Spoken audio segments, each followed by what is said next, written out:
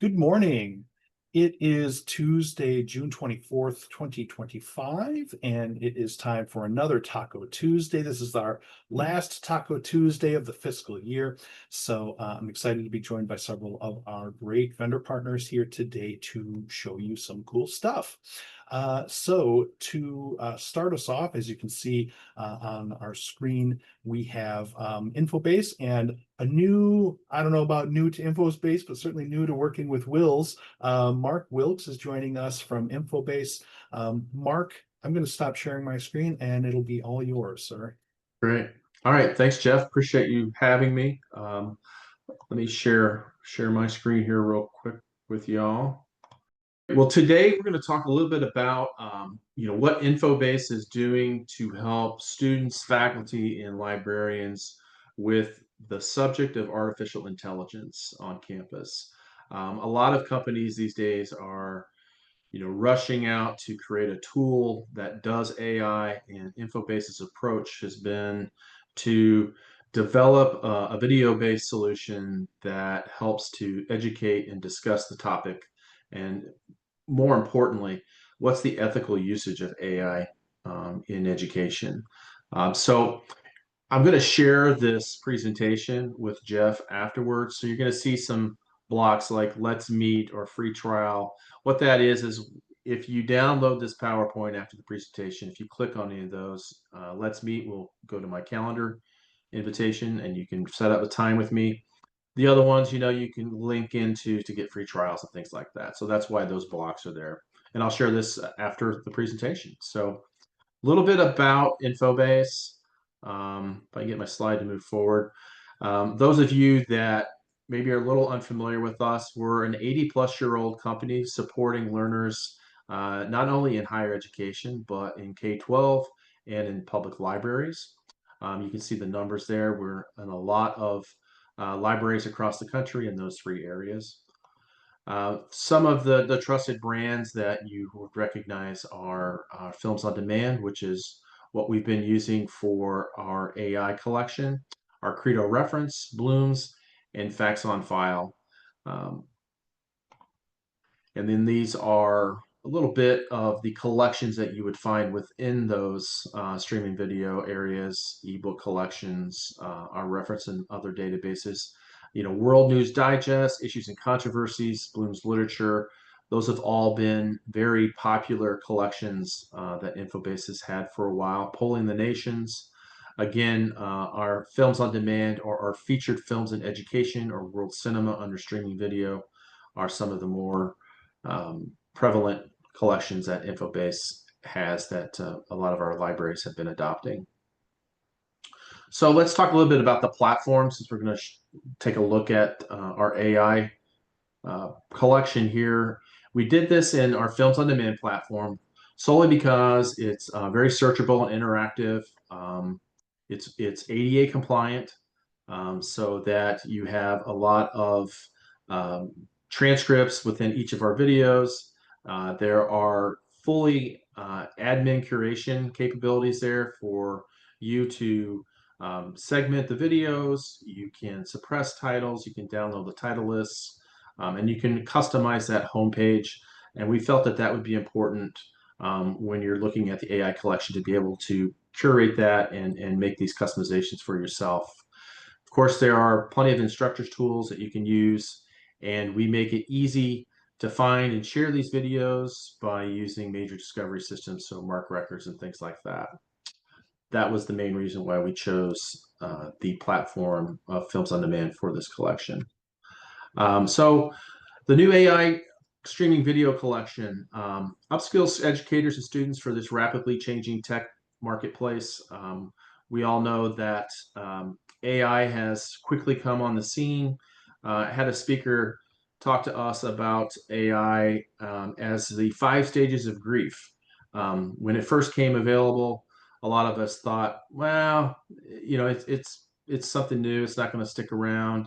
And, we had that denial stage. Well, we quickly have moved to acceptance. AI is here. It's here to stay. So how can we discuss it with our students? How can our instructors use AI? How are students using AI? And how can we ethically talk about continuing to have this as a technology product within education. So within the platform topics that are included, what is AI? Again, we've talked about the ethical applications. We discussed GPTs. There's tools for teachers and skills for students as well. So within that, we have a lot of the content that has been created. About 95% of it was produced by Infobase. There is some public domain videos within there that you can look at. But some of our key producers is Nicole Henning. She is an AI expert at the University of Arizona within their library system. We have partnered with the Massachusetts Library Association and also Bigger Brains to produce some of these videos. It's 100% closed captioned. And as I mentioned earlier, transcripts are searchable and translated into 100 plus languages. Some of those titles that have been included within the platform, AI literacy for educators and students, AI technology and educational tools, the practical use for AI for students.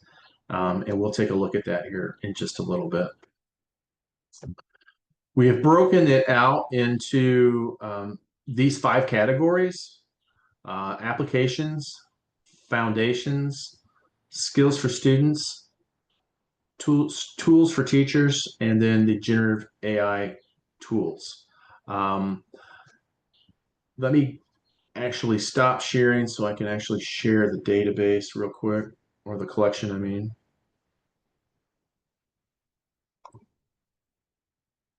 And if you would, let me know if you can see that okay. Looks good, Mark. Okay, perfect.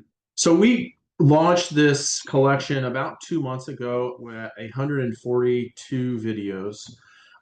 If you're familiar with Films on Demand's database and platform, we're up to 177 videos now within a couple months. It just seems to be growing. I did this presentation at a consortium in Georgia just about 3 weeks ago when we were at 172. So we've added 5 more videos since then. This is where I was saying that you can search by those 5 topic areas that we just discussed: applications, foundations, generative AI tools, skills for students, and tools for teachers. Well, I want to just kind of quickly go into one of these. I won't show the video, but let's say if we were looking for just applications, there are some subtopics there. So let's look at something that would be like real world applications. So this is a video on using generative AI for outlining, editing, and revising. If I click into the video, what I kind of want to share with you or show you basically is that you do have this full transcript on the side that walks through. Again, is ADA compliant, can be use a screen reader or anything like that, so that we meet that accessibility requirement. If anybody needs a VPAT or is looking for information on that, I could be happy to share that with you as well. But some of the highlights that you can do as an instructor: you've got your runtime down here, your copyright date, who the producer was. This was Massachusetts Library System. But what I like about our Films on Demand platform is it's easy for you or a student to share. Now, I'm in an instructor account here, but you can also, if using your LMS, you can embed this as a link. All of our videos within the Films on Demand platform can be embedded and used within an online course that you've created for yourself, so that you as an instructor can just pull the embedded link and put that within your platform. Or you can also just email it to somebody and share. Within your particular Films on Demand account, if you've created playlists or favorites, you can always use this add to area, and you can add the video to a playlist that you're creating. There is citation information for you. So depending on which style of citation that might be required, you can cite this video. And that's another topic that is discussed while we're talking about citations is there's a video in here talking about citing the use of AI. So there have been a lot of discussion as I'm talking to libraries across the country about creating a policy of AI on their campus, and how do they define what a student can and cannot use as far as AI goes, and what is the proper way to cite that. And there's videos on here discussing that. The last thing that I wanted to show is you as the instructor, if you don't want to have the entire video be played, if you're going to embed this into your LMS, Films on Demand allows you to create segmented parts of the video. So you can set it to start at whatever time you want with a video. So if I wanted minute 2 to play to minute 4:45, I can segment this video and create just a special segment for my own use to be shown in my classroom.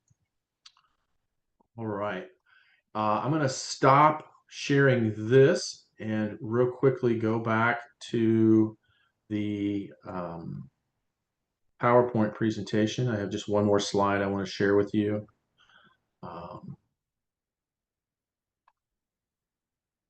As I mentioned, I'm going to share this deck with Jeff. So Jeff can pass this along. We recently had a AI webinar that, again, Nicole Henning from the University of Arizona was our speaker. If you are interested in reviewing that webinar, you can, download this PowerPoint deck. Just click on the Watch Now, and you'll be able to watch a video recording of that. If anyone has any questions, please feel free to reach out to me. Like I said, there's also a link to set up a calendar invitation for me or with me, but you can also feel free to reach out by email or phone. Email is mwilks@infobase.com. Thanks a lot. Appreciate it, Jeff. Thank you, Mark. I really appreciate you kind of talking to us about this new collection. I'm actually really impressed with Infobase's approach of providing means by which people can educate themselves about these tools. As you said, a lot of people in the market are moving quickly to incorporate these tools into their products, but I really like that work to actually help people to Absolutely. understand what's happening here with these tools. So Yeah, and again, if anybody would like to get a title listing like that as well, we can just send those out as well, so you can see all the subjects of those 177 videos. fantastic. Thanks again, Great. Mark. All right, thank you, Jeff. All right, I'm going to share my screen one more time to get us ready for our next presenter. Okay. So next up, we're a couple minutes ahead, but our next presenter for Taco Tuesday is Timothy, who's coming to us from Data Axle. Timothy, are you ready to take over? Yeah, sure. All right, great. I've stopped sharing my screen, so you should have all the access you need. Let me know if you don't. All right. Yep, let me go ahead and share my screen here. So let me know if you can see that. Yes, we can. Okay. So yeah, Reference Solutions is, I'm an account manager with Reference Solutions through Data Axle, and we have, showcasing a product that, we're pretty excited about. Checks a lot of boxes, I think, for a lot of people, but yeah, it's kind of an exclusive add-on module to what we already offer. It's the My Jobs library. And so a little bit about the company that developed My Jobs library is, it's called Geographic Solutions, and they were established in, as you can see here, 1992, and are a leading provider of workforce development systems, headquartered in Palm Harbor, Florida, and just kind of shows you the 440 full-time employees that they have focused on developing their workforce development, labor market, and unemployment insurance solutions.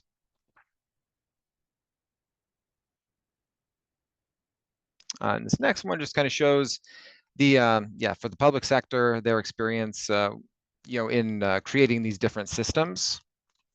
So yeah, over 165 workforce, labor, market information, and unemployment system implementations, active in over 35 states and U.S. territories. This gives you an idea of their reach and where they've been involved. And this here is just kind of a look at, that's mainly looking at the main screen of what My Jobs Library looks like, and those 5 key areas that people have access to once they are able to enter the application. So you see job seekers, career services, education services, labor market service, and then the dashboard, which I'll try to get a brief look at each one of those here as we have limited time. The sources here, as you see, 24,000 websites obtaining 11 million jobs from these primary sources. Corporate websites, job boards from both private and government, hospitals, military branches. These partnerships, with like ZipRecruiter and Indeed, show you that there's a lot of that information available that you get from those other job listing sites. But what Geographic Solutions has done, which is pretty important, is actually implemented programming that significantly cuts down on these like junk job listings. People geo expand by listing a job posting in multiple zip codes, and really it's only available in one. So people, once they follow up on that job, realize it's not the location they were actually looking at. So I think that's a pretty important element to cut down on all of that. But yeah, also duplicate listings, they make sure that what's posted there is actually a fillable position for people, so they don't waste their time with some of these job listings that may no longer even be available. And then as you see here, yeah, volunteer sites, Chamber of Commerce, and others. So just a lot of different sources for gaining that information. And so for over 30 years, they've been obtaining labor market data from traditional sources, US Census Bureau, Bureau of Labor Statistics, economic analysis, this cost of living data for areas across the US. In one job search, I'm going to kind of show one cool little tool that they have in there for anyone looking to move to different areas, and kind of making sure that they know that cost of living data. And so the labor market information, the profiles we have focus on these different areas. So for areas, so geographically, for occupations, industries, then education, and even labor market information for different employers that are offering these positions that are listed. And so that's all I really have for that. I'm going to jump straight into looking at the the module here. So if you're familiar with gaining access to reference solutions, this should look a bit familiar here. Hopefully you're still seeing here are the available databases and the My Jobs library icon after I closed that presentation down earlier. Yep, looks good. Okay, perfect. And so yeah, this would just be adding this icon to that already familiar screen there. And so this is the main page. People have the availability to, sign into a personal experience, which is what I'm going to do.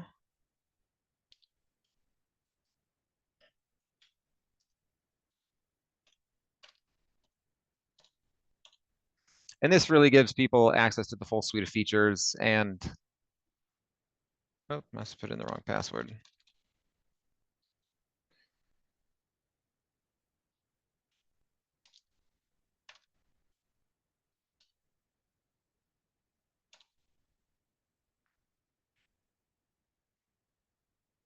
Okay, there we go. So it gives them access to the full suite of features on My Jobs Library, because some of them you do need to fill out some background information that's going to apply to some of these searches to kind of match you up with the right job that you might be looking for. But when you sign in, it helps you kind of on your path to tell you maybe what you should be focusing on, whether that's filling out more of your background information or completing some of these tasks. And so this is the dashboard, and you have all of these different paths that you can go on, and really you can just use this as the control center without even having to go back to the main page once you familiarize yourself with with everything that this is offering. So it's great to work as a central location for when you're seeking a job, just because it, you can store documents in here, um, you know, fill out your calendar if there's interviews or, there's a job fair that somebody's wanting to attend. But yeah, all of this is somewhat duplicated from what the main page is. But like I said, you can kind of use it as your main control center here. But yeah, going to that main page to kind of show you. You see down here, it gives some of that, labor market information. And right now it's for my county, but yeah, once it's set up, for a specific library, then it would reflect that area's information there. And so the resume builder, I don't want to run through each step of that, but it does give you the ability to upload a resume or a couple different options on creating a different one if you don't already have your own. And so when reading the resume, if you upload one, it actually will take that information and actually apply it to your background data that you have in your profile. So if you need to create a different version, if you go in chronological as opposed to like a skill-based one, depending on what job a person might be applying for, then you can switch it up pretty quickly and just make each item clickable to fill out a new resume in a different template format. So but yeah, it gives the information when filling out that resume at the end to kind of show you what areas you might want to focus on. So it gives you a score to go back and show you what areas you need to maybe fill out just a bit more. And I know some sites, they offer the ability to build a resume, and then once you get to the end, you have to pay for it. But yeah, this would definitely be something that if this is subscribed to, for all patrons, it's just part of the available plan there.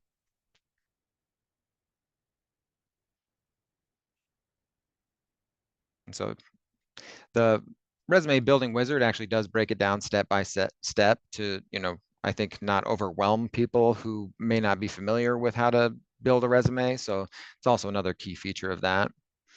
But here on the main page, they have the, I like going to the 10 steps just because it kind of walks an individual through the entire, job process. So from choosing what's right for you for a career path, and then finding the job, preparing resume, writing the cover letter, contacting references, gives advice on all of these topics, including preparing for the interview, which has videos in order to help with that. And then to follow up, and then negotiating the job offer, all the way to fitting into the new company culture after you actually possibly gain the position. So I think it's a great breakdown of each stage of that. Now there's career tips. I'm just going to do a quick search, show you what that's like. Let's see, I'll just go in Omaha, Nebraska, kind of where I am. Done a search like this before. Wanted to make sure I have one of the features here specifically. Now this box that popped up is, if you enter a job title, this shows different occupational groups that could apply to. So I'm just going to choose the show all results instead of, breaking it down to another category. And you saw that there was also one to include remote positions there as well. Now, these are what you would expect from a typical, job listing, showing the, the title of it, where it came from, how long it's been posted, a description about it. But if you go back and view the same listing, it will tell you, when you have viewed it previously or if you've already applied for it. So people don't get confused and kind of have some sort of overlap trying to sort through that.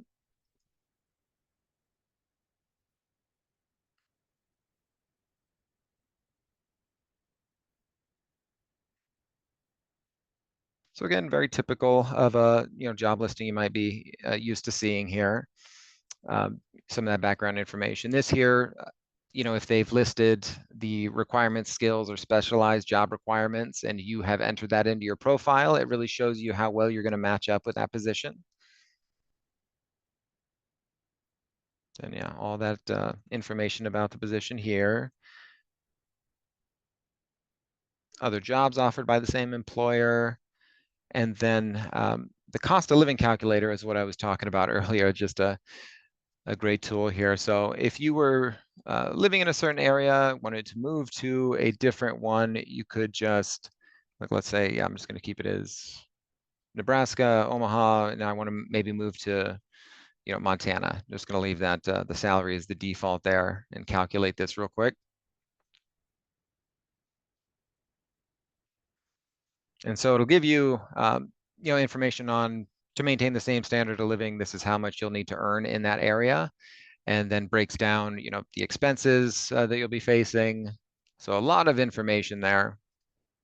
And this can be used, very straightforward as a, typical job listing site. You just search on a title in an area, but it also goes very in depth with the, advanced search options, even some that, kind of tell you, what you have in your background might apply to a different position that you didn't previously, plan on pursuing, but others with similar backgrounds have shown that this might be an option for somebody with your potential skills. So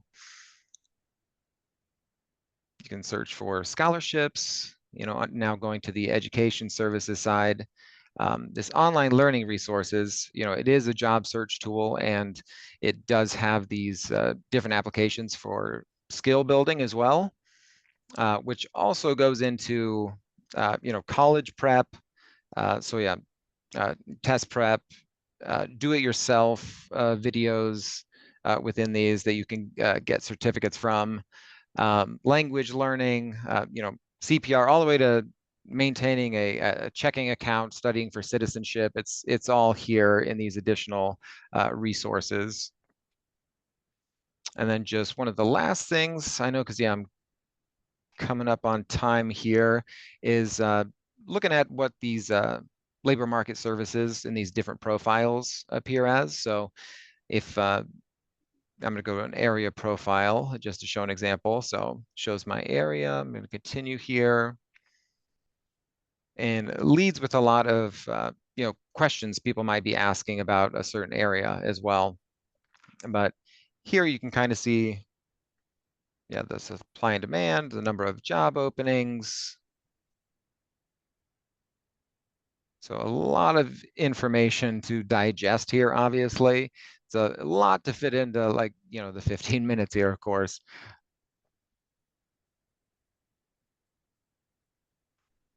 But if I can just look at one other, the labor market facts page, this, occupational information for your local area. So just for instance, what's the highest paying job in the area? So looking at that for people to kind of know, what their area has to offer, or what, for whatever standard of living they might want to achieve, this is a great tool for kind of helping them figure that out. So this gives a list there of what these different ones are, and then all of the educational materials showing the different training providers and schools that offer the education in order to obtain those paths for the different jobs that are offered. But yeah, that's a quick look at it. I think I've taken up the time here, so hand it back over there. Timothy, thank you so much for showing this to us. I know this is the kind of information that our members are looking for sources for their patrons on. So Oh, absolutely. really encourage anyone watching this to reach out to us for more information, get you quotes, trials, that kind of stuff, to get you looking at it. I appreciate you giving me the time to showcase it there. Oh, it's our Thank you. pleasure to have you. Thanks so much. Yep. All right, I'm going to set us up for one more little transition here, to kind of pass the baton to our last presenter for today. Alex is joining us from World Trade Press. Alex, so happy to see you here. Oh, thank you, Jeff. Yes, thank you for hosting this, and I appreciate the time slot today to present one of our flagship products. So, um, absolutely. It's our pleasure to have you. I think you should be empowered to share your screen now. So show us something cool. And to kind of echo your previous presenter, I have a lot to go over in the next 15 minutes. This is our flagship reference database, Global Road Warrior. So this is a product that we have had in our collection ever since 2000 as a country book with 85 countries. This has grown in the past 25 years to represent 175 different country guides. There are 35 main content modules with 249 individual categories of content modules for the 175 countries that we offer. This is a database that we have updated consistently and greatly in the past 12 months. You're going to see that both in the entire scope as well as a couple of categories that we look at specifically. So here we have the Where Do You Want to Go homepage, where you can navigate to 175 different country options. You have today's featured country of Cuba, where you can take a visit, as well as the ability to select a country by map, as well as the drop-down list over on the right. Um, I also started this immediately signed in, but I did give Jeff Bruner the login credentials, and that is something that we'll be able to share cooperative-wise to all the member libraries with the current logins for June and July. So by default, I usually leave this up to the librarian, but since we're doing just kind of this presentation and webinar, I'm going to click on Italy to show you an example of one of our countries. So here we have the country overview page with a country snapshot section selected. So this gives you an introduction and overview into the country of Italy as a peninsular country in West Europe. You've got some basic geographic information, an outline of the Italian people, culture, kind of a brief summation of history. As I mentioned previously, there are 249 individual content modules that we can look at here on this left-hand reference menu, but I would essentially break this product down into three main areas, being culture, business, and travel, and a whole host of other information, of course. You've got some really nice looking images over here on the right. All of the photographs are all fair use. So they are available for your patrons to be able to access for any academic or non-commercial purpose as you please. Each country snapshot page for all of the countries is going to come with an introductory video. I'll just have this play for a few moments.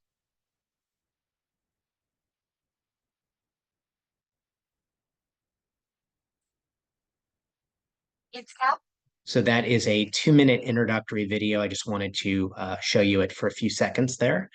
And you've also got the current time as well as the projected weather here at the top right for the capital city of Rome. Those two icons will display for every section that we would look at here for the country of Italy. After the overview section, which has a number of tabs here devoted to information about the country, its formal name, capital city of Rome, some geographic information, and overviews in terms of telecommunications, currency. You then would have what amounts to an alphabetized list of chapters and sections here on the left. I'll start us briefly here with business culture. So you've got a number of different articles devoted to the culture of business in Italy and what you need to know in terms of navigating and building relationships with business partners in a foreign country, whether that has to do with greetings, proper etiquette, handshakes. Some of these articles are devoted to making decisions, conducting a meeting, the art of negotiating. And you've also got a section of 15 essential words and phrases. So the idea behind this database, of course, at its core is to be able to essentially bridge all the cultural and historical differences between countries.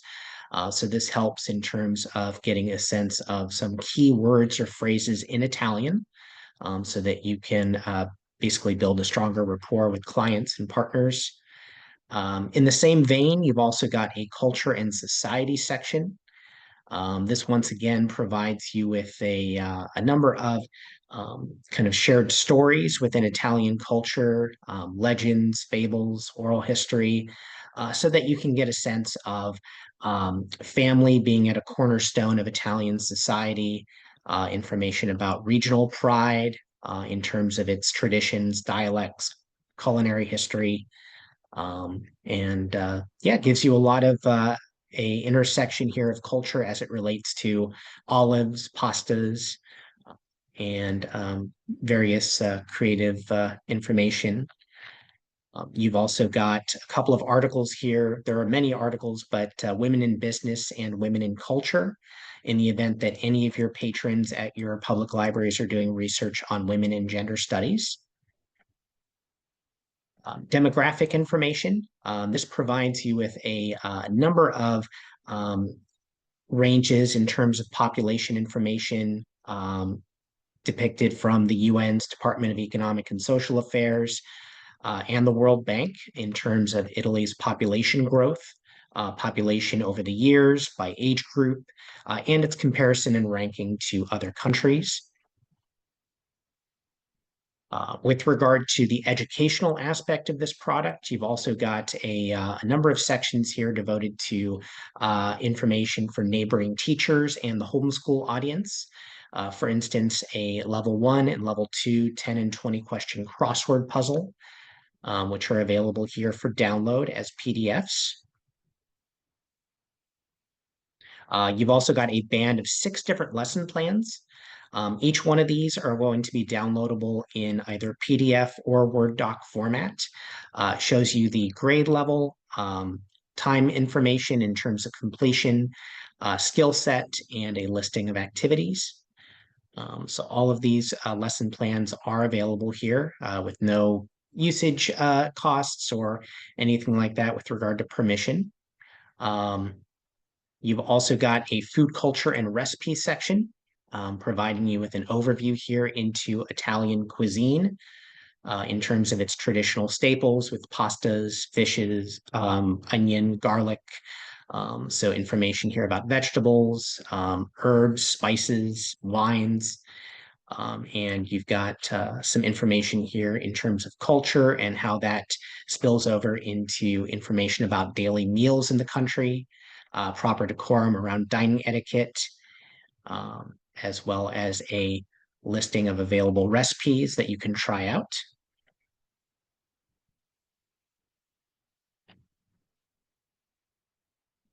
You've also got a geographic breakdown of the country. This provides you with information in terms of its total area, land boundaries, and you've also got a breakdown in terms of the major lakes, like Lake Maggiore, Lake Garda, Lake Como, and some information in terms of its area, elevation, outflow, and a similar breakdown in terms of the information about the major mountainous regions and terrain here in Italy. We've also got a history section, which provides you with a historical timeline of Italian history, everything from early events all the way down into the early Romans, the Roman Republic, Roman Empire, the Renaissance, unification, the Republic, and all the way down into the 21st century. You've also got a number of really nice looking images and illustrations and portraits to the right, which will put a face to the history. You've also got a series of antique maps, which we'll be looking at a little bit more specifically as well within the map section. Each one of these are downloadable in high resolution PDF.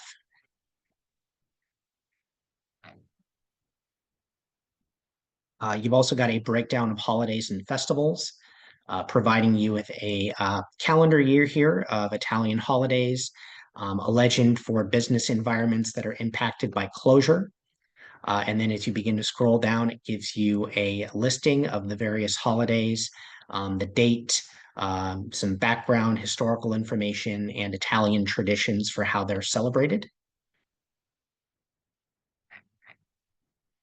You've also got the language component, and this actually opens up one of our most popular modules of content, which is our foreign language vocabulary builder.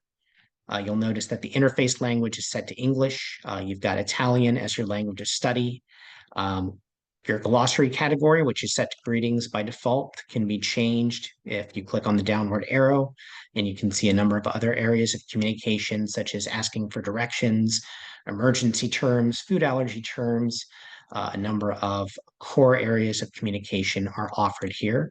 You've got your term list in the center, and then you've got your video dictionary over on the right. If you click on the auto forward button, this will allow it to operate as a slideshow so that you can see and hear how the words or phrases are being pronounced.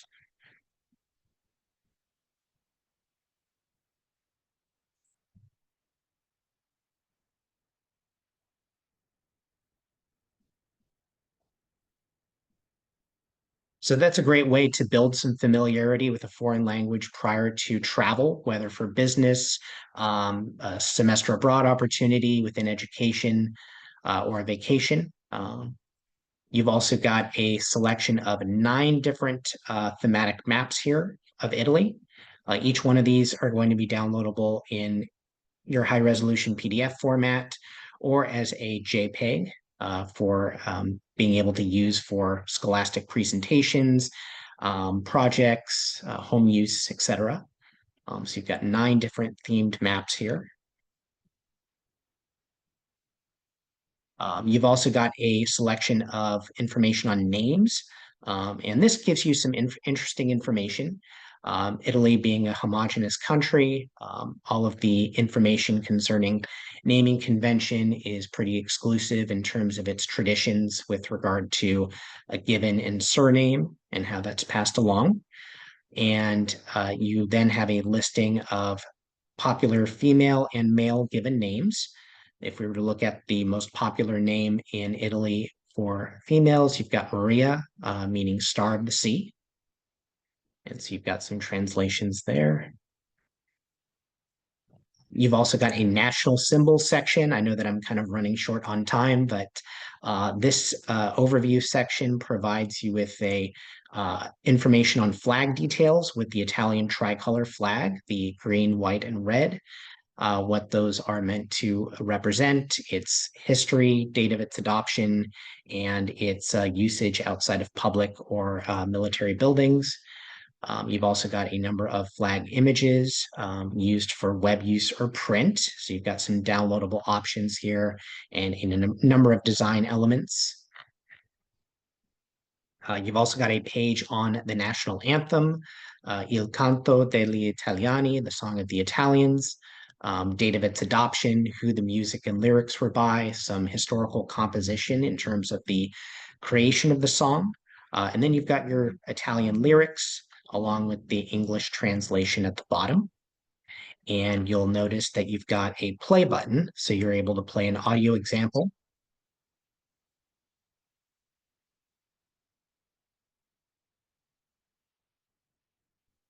So you've got an audio example there of the song. And then to show you just one other section here, you've also got a series of travel essentials information with a summary of requirements in terms of having a valid passport, visa information, types of visas that are issued by the Italian government, as well as information from the Centers for Disease Control and Prevention with regard to your immunizations, required or recommended, precautions to take against illness or infection when traveling.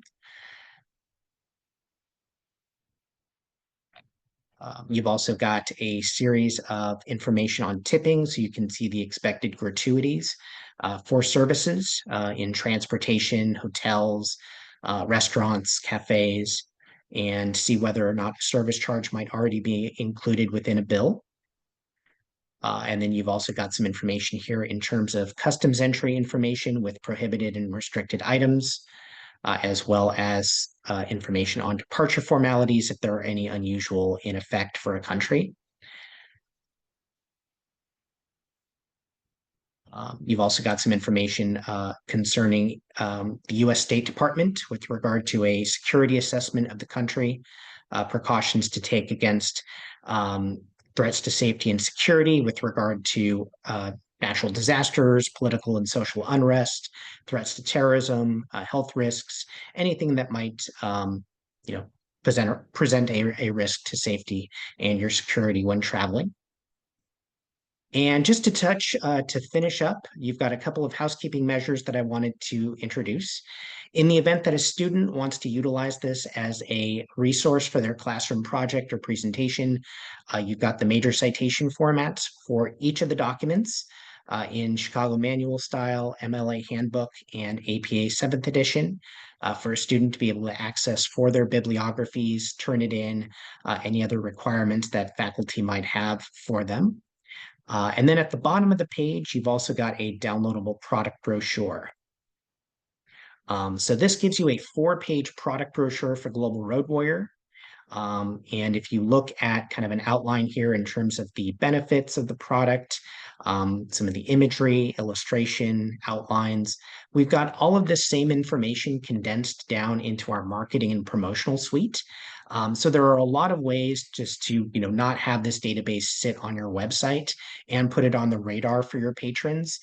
We have the ability to help you to promote this physically from within your library, at the CERC desk or at your computers, as well as on your website or any social media, be it Facebook or Instagram, that you have as well. This product does come with responsive design, so it'll format to fit the screen size of a desktop, tablet, smartphone, iPad, anything that patrons might be accessing it from, both from home as well as on the go. So it is a flagship resource of ours. It is something that public libraries of all different sizes, including international businesses and corporations, have been able to use to get very deep and wide-ranging information about countries at large. And we have 175 options, excuse me, that we can look at, just like we had for the country of Italy. So that is the resource in summary. It is a product that we've developed a lot. As I think I've said before, we've added 55 new content modules over the past year. So it's always something that's being expanded on and improved. And our editors and writers are in a constant flux of showcasing the information. Alex, thank you so much. I don't know if I've ever actually had a tour of Global Road Warrior before, so I really appreciate it. I am just taken aback by the depth of information available. Just on the example when you're showing us Italy, I don't know what I expected, but I didn't expect to see like recipes, right? like real some granular, it's a real rich resource. So I really appreciate you taking the time to really show us around today. Absolutely, Jeff. Thank you very much for having me. It's a very expansive, deep encyclopedia resource, and it has information like that you wouldn't expect. That's what we're going for, and that's what I wanted to present to you and to the membership. Well, you did a great job. It's a cool resource, and hopefully we'll have more and more people looking at it now. Thanks again for joining us today. Absolutely. Thank you, Jeff. All right. Well, that brings us actually to the end of another Taco Tuesday session. I will say thank you to our presenters for joining us today, showing us some really cool resources that I think can enhance any library's collection. So hopefully you will have had your interest piqued and can reach out to us here at WiLS for more information, quote information, trial information on any of the resources here. I think I actually have a trial link for the resource Alex showed us today that will be included in the follow-up email that goes out to our members as well. So everybody has an opportunity to take a look at that too. We are, as I mentioned at the beginning of the session, we've come to the end of our kind of 6-month Taco Tuesday period. I sort of set these up and book them in chunks. So we will be starting again in July.